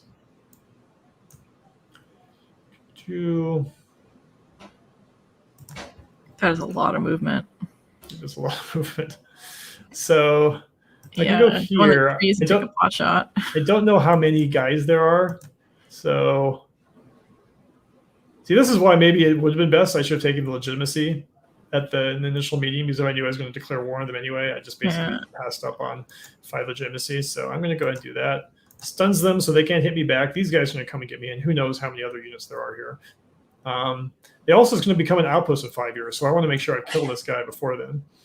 So, in the meantime, I'm going to move my scout here so that I still got Rome. You can always, even though it's 1 unit per tile, you can also have 1 civilian and 1 military unit per tile. So that, you don't have to worry quite as much about some of the roadblock issues. They should be able to get their next turn, or I might spend some training to rush them. I'll do my first force march. I might need to start to have my... Yep, here we go. Fortunately, I'm in the trees, and this is a ranged unit. Trees get really good support. Oof, this is rough. Okay, my brother has lost some charisma. Can't stand that guy anyway. Oof, I'm just shy of being able to kill this unit. That's too bad. That is very much too bad. I'm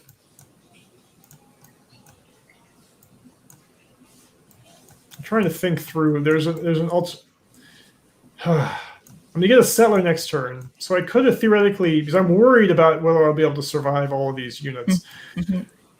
One thing I could try to rush my settler over there. Will they get there in enough time to heal the unit? So let's see. I need to attack this turn. Next I'll get the settler. I'll be able to get the settler about this far. I don't know. I think I'll be okay. Okay, so this guy will be able to kill him too. So here's my strategy here is this slinger can kill this guy in 2 turns. So I think I'm just going to go and do that. Hey, got upgraded. So that's why I say, the XP from the combat goes directly to my leader. Oh, and this might actually solve my problem. So one of these options is fierce, which means that since I'm the leader, all my units get a +5% bonus versus infantry. This is an infantry unit. If you hold down Alt, you'll get more detail about you. See traits down there, melee, infantry, right there. So if this might work, might not be enough. But if I come fierce, now still not quite enough. I was hoping that extra 5% bonus would make the difference. I think it made a difference. I'm not sure. At any rate, I could go here. What do I want to do? It's like it doesn't do much good to knock him down to 1 point of damage. You want to kind of get them all the way. I can't really move to any terrain where I'm protected. That's the other thing. So this is a ranged unit. That's a melee unit. So if he attack, well, he's stunned. He's not going to do anything. So these are both ranged. So actually, things are not too bad. It's interesting. It's almost. So if I move here, they'll be able to hit me for. Okay. Oh, that's right. This unit's got this amazing defense ability. So I'll just go for that. Can't even get reached by this guy. So I think I'm doing fine actually. All right. Unexpected connections. Oh, this is good. All right, so I can send Carthage some civics, which is great. I got tons of civics. Also, one thing about this game is you often feel like you're in a tough spot. And it's hard to make this adapt early on in the game, but you might be in a tough spot. But kind of the way it works, because you'll always have good traits somewhere, you'll always probably have a surplus of something. Like right now, I've got tons of civics, and there's not a whole lot I can do with it. But I'm trying to research text to let me start up some laws, which will give me some nice bonuses. If I had an ambassador, I could use that civics for trade missions. If I had a chancellor, I could use that civics to pacify my cities. Right? There's always various things you can do with it. You can you can get governors with civics. Right? Once I get that garrison up, next turn, I guess I'll be able to get a governor down. But I'll definitely want to do this. Now Carthage owes me a favor. Go to Carthage here, gives me a little 20% opinion boost. But the main thing is there's a lot of events that tie to favor. I might get an event in a couple turns where she's like, hey, I want to pay you back for that favor. I'll give you a whole bunch of food or something. Or you might even get, there's actually war declaration events where the AI determines we're going to go to war with you. And just randomly, because the event system is basically like a stack of cards. These are all the cards that are potentially viable right now. And if the enemy leader, there's times when the game decides, okay, the AI might declare war on you, draw a war declaration card. And there are some war declaration cards that have essentially get a jail free options, which such as they owe you a favor. So it might randomly draw the one that's they're going to declare war on you, but because they owe you a favor, you get an option that's no, I'm going to call that favor and you're not going to declare war on me this turn. We have a question about performance. Okay. So they're asking how performant is Unity for this kind of game. So we do use Unity. We use Unity, and performance has been one of our big challenges for this game. It's definitely something that we've spent a lot of time working on. I don't think Unity is, and frankly, most game engines are basically built assuming you're making a first-person game. Or some sort of game where you have an avatar, or you're the camera, or you're in some sort of 3D environment. That's a human scale. Strategy games are a lot different because you've got all of these little. Everything here is a model and an entity, and it all has to get updated really quickly. We have a ton of UI elements, so it's a lot of work in a game like this to work. well. That's the thing I would definitely caution people about is if you're like a small indie team and you think you're making a game like this, I would probably recommend doing it in 2D, because if you're not going to be able to afford having a number of very good engineers to figure out how to keep performance down, keep performance reasonable, you're going to have issues. And with 2D has an interesting feature in that it's kind of got like a ceiling and a floor and a ceiling, right? Like 2D is not very flexible, so there's certain things you can't do with a 2D game, but at a minimum, it's hard to write a 2D game that kind of like destroys your system specs. So I'd say keep that in mind. All right, so I got 4 orders left. I can't really do. I mean, I can jump off. I mean, I've got such bad resources right now that it may be worthwhile to harvest. This would give me 40 gold. This would give me 28. All right, so I'm gonna go up here, harvest some camels, move back. Now I do want my worker doing something. I think I'm actually gonna move here. Actually, let me rewind that. I'm not gonna harvest. I'm just gonna sit there. It's not a hugely great use of money. So what I'm gonna do is I'm gonna go here. I'm gonna harvest the game to get 10 food. The closer you are to your cities, the more you get from harvesting. So you kind of want to do that. And I also want to chop down the trees. One problem I have is there's like so little trees. I'm gonna have a big problem with that. So I actually almost don't want to kill these trees. But if you can chop trees and scrub once, and then they'll grow back. So I'm gonna do one scrub. And if anything, I'm just gonna be. I want these trees to build farms, but also kind of just to have some cash eventually. So. What am I even going to do? I'm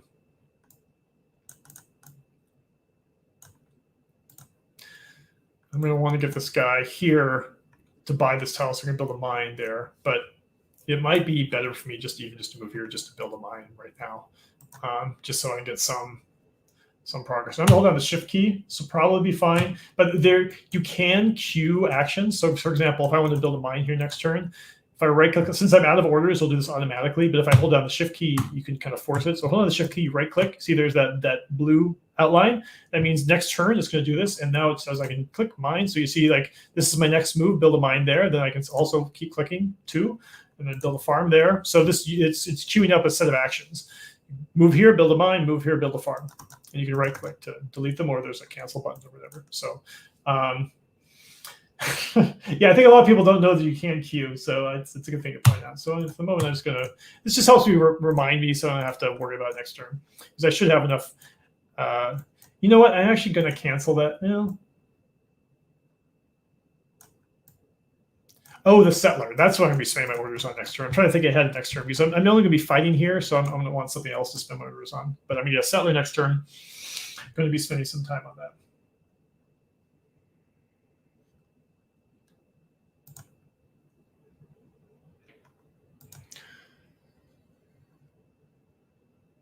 All right. Let's see. All right. So I want to make sure I kill this guy. It's kind of too bad to kill. In fact, I might even consider doing something different. I always hate to use my kill on someone that I'll stun, but this is a melee unit. It's the one that will do the most damage. So I think it's probably still the best call. Oh, there's another unit here. What is this? What type of unit is that? Okay, also ranged. Well, first let me move my settler, because I want to make sure I can at least do that as much as possible. So if I go here, there's no way I can get all the way here in this turn, but I can at least go that far. So that's good. And that's a ranged unit. This is a ranged unit. I mean, this is going to be close. This is telling me there's another Vandal camp here. That's coming. I mean, there is an argument for me just taking my settler and going all the way over here, because then I can heal my guys. I mean, I'm actually really considering it, because otherwise these guys, I'm gonna have to pull them all the way back to heal them. And also, if you think long term, your families like it when their cities are close to each other. And I've got this problem here where I don't have much space, so I almost need like this second second area of operations. So if I put a family seat here, then I can keep all my champion cities here. They got good defense. They build units that are good against barbarians. Great. That solves a lot of my problems.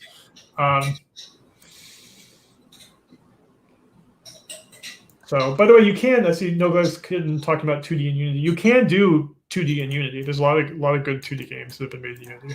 Yeah, it's gotten a lot better. Yeah, I don't really have much experience with it, but like it's definitely something that happens. All right, so I guess I can't. Oh, I gotta do something with this guy. Well, I don't think there's any real advantage to moving, but all right, I'll just attack. This is gonna be tight. And I've got 2 moves left and really nothing to do with them. So I guess I'm just gonna sit on my extra orders. I can, if I had money, I could do things like I could influence my wife, or maybe more importantly, influence like Dido. You spend $200 to influence Dido, which means she likes me more, but less likely to declare war on me. Ooh, why does Assyria like me? Are we the same? Oh, right, of course. I made that Assyrian. I married an Assyrian, so my kids are Assyrians. So the Assyrians. So I shouldn't have to worry as much about the Assyrians. Although now that I look at the layout of the map, I probably would have been better off marrying a Carthaginian. Just like I did in real life, by the way.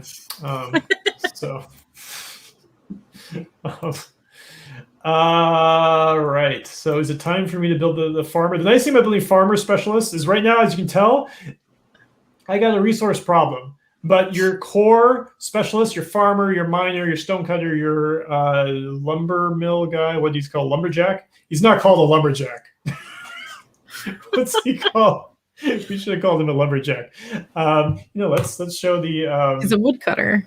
He's probably just a woodcutter. We should have called. I'm going to change it to lumberjack.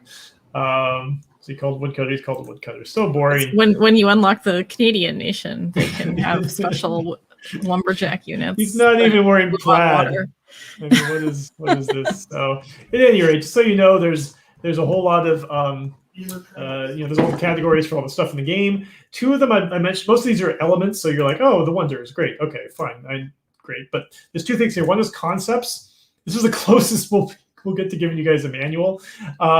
But something like, okay, what is actually a coastal city? Okay, a coastal city requires the sea tile to be adjacent to salt water. Okay, fine. What are cognomens? Is an acquired title that increases legitimacy of the leader. Okay. Some of these we got to work on some of these links. Like legitimacy could lead.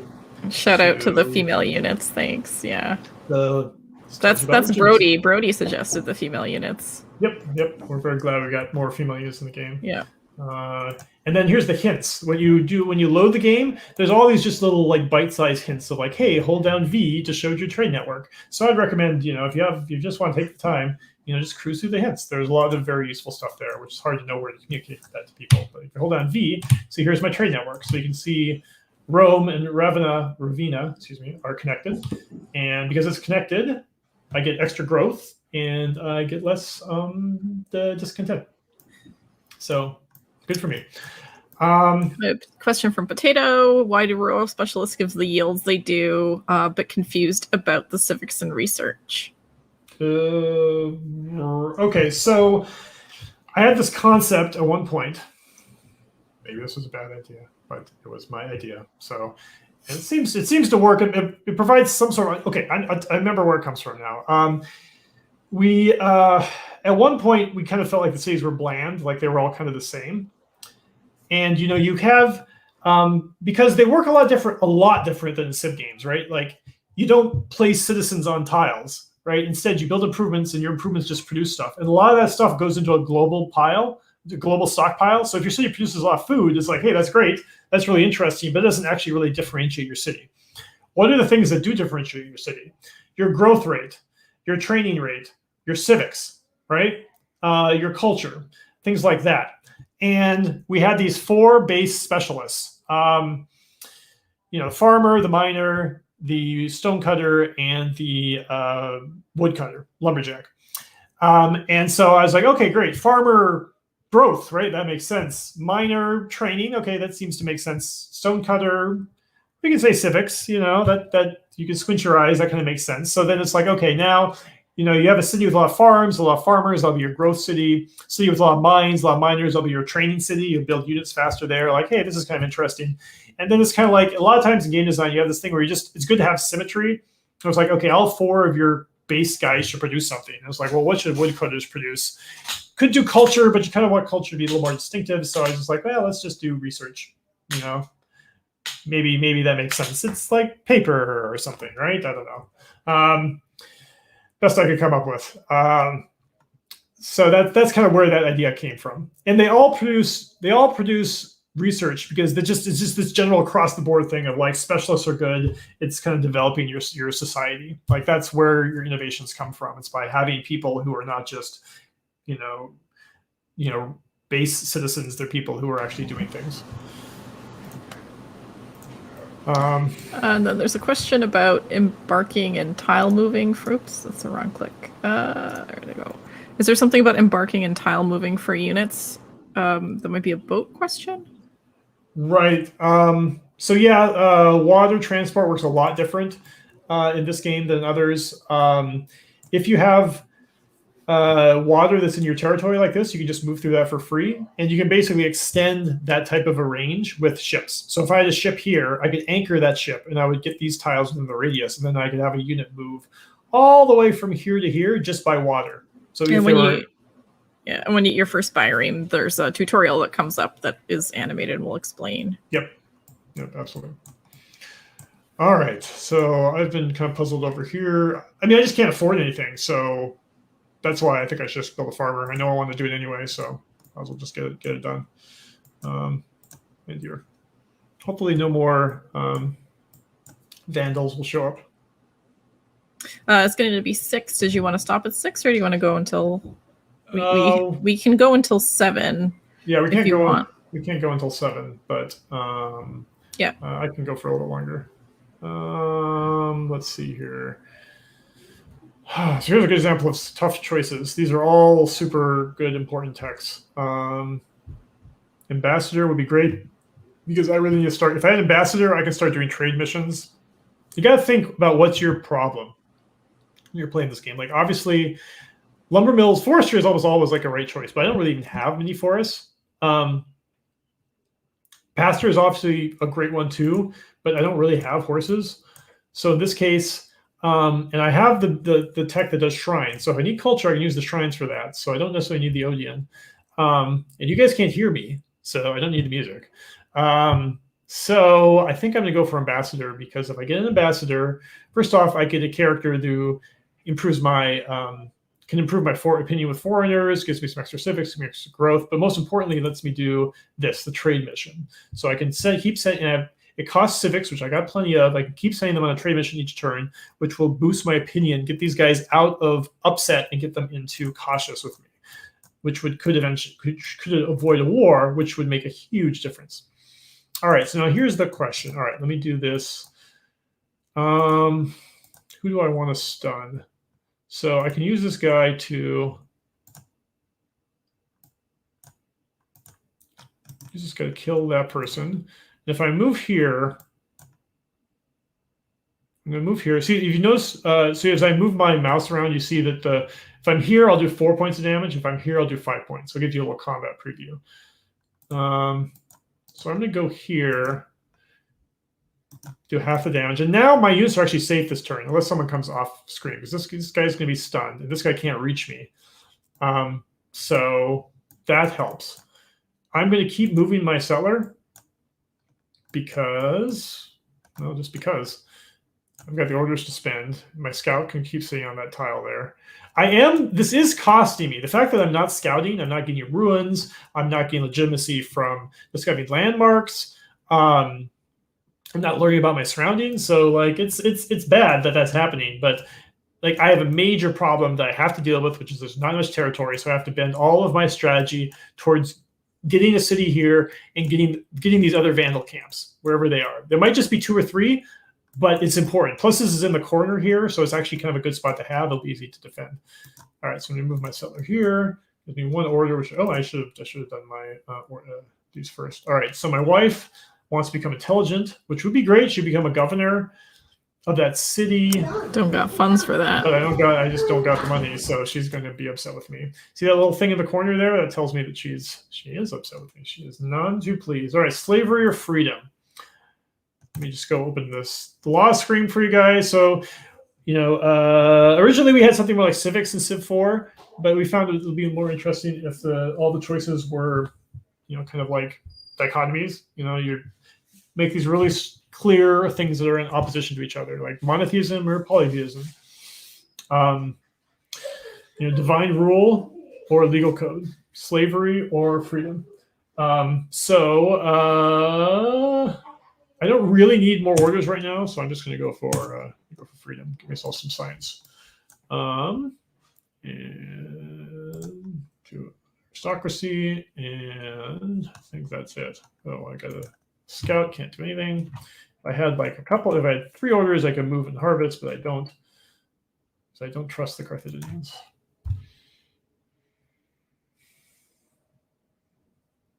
Okay. Oh no, another vandal showed up. Keen to indulge in the pleasures of friend's flesh. Duke Remus, your brother, is wanton. All right, so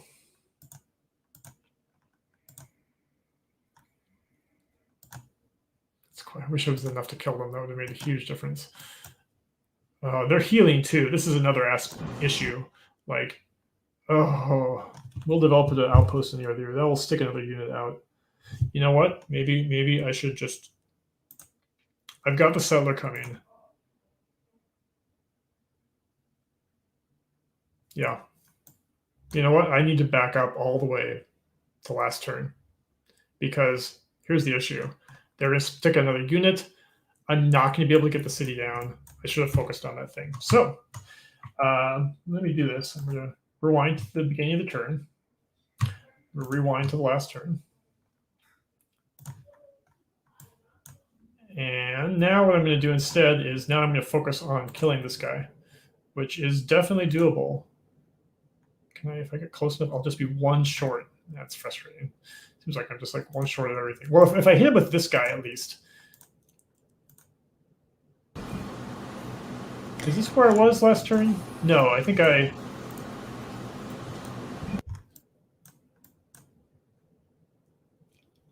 So he's going to be stunned. I will be able to kill him next turn. So I'm going to get hurt, but yeah. Okay, so this is the right move. Sponsor laboratory. Nope, still not. I'll take freedom this time. Choose research, aristocracy. I think that's everything.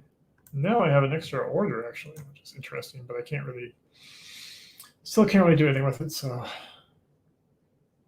boy, I wish I had an ambassador now. That would be nice. Let's get money. I actually kind of need the money. All right. My wife lives deliciously.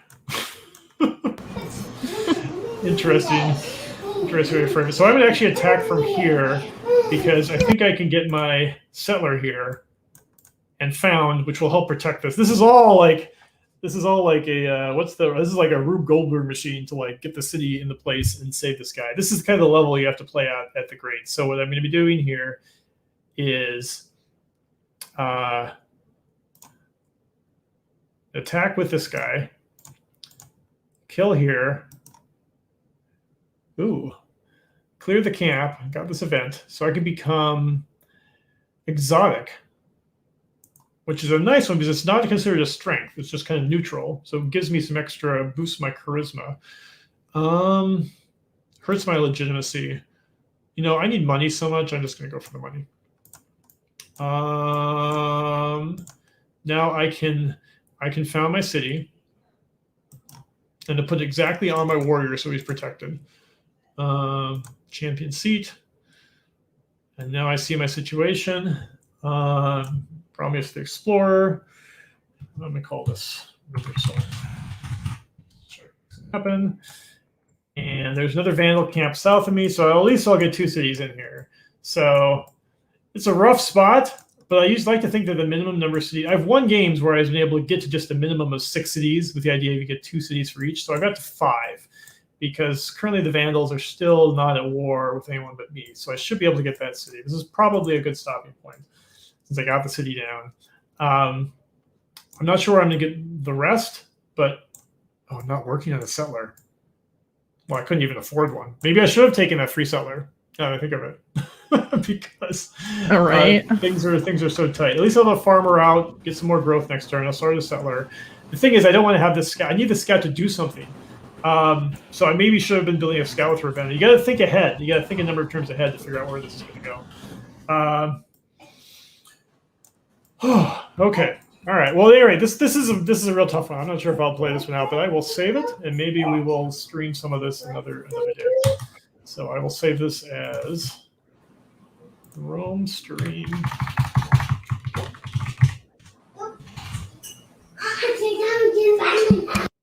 All right. So that's it. Thanks for watching, everybody. And anything else we need to cover before I go? I think that's it for questions. There's lots of people excited about the release and excited to play the game. And thanks, everyone. Yep. Yeah, it's nice to be streaming again. Hopefully, I'll be doing more of this. But it's just great to see the game out and more people playing it, more people having fun with it. Really looking forward to the mods. Really looking forward to what people think about it. So thanks for being here, everyone. All right. Yep, thanks. And we'll be on at 7 with the community playing a very crazy free-for-all game. We're probably going to try it with no fog of war because we'll obviously I'll be in this situation, right? So you can't really hide any information. That's kind of why we actually added the no fog of war a long time ago. We've rarely ever played with it, but it was built for this idea of like, yeah, in multiplayer streaming games, like it's kind of like you could cheat if you wanted to by watching people. So maybe we'll just bake that into the game. Yeah. So yeah, they have some special stuff planned for 7, stuff that's not normally on stream. So I would definitely encourage people to tune in for that. So yeah. Thanks, everyone.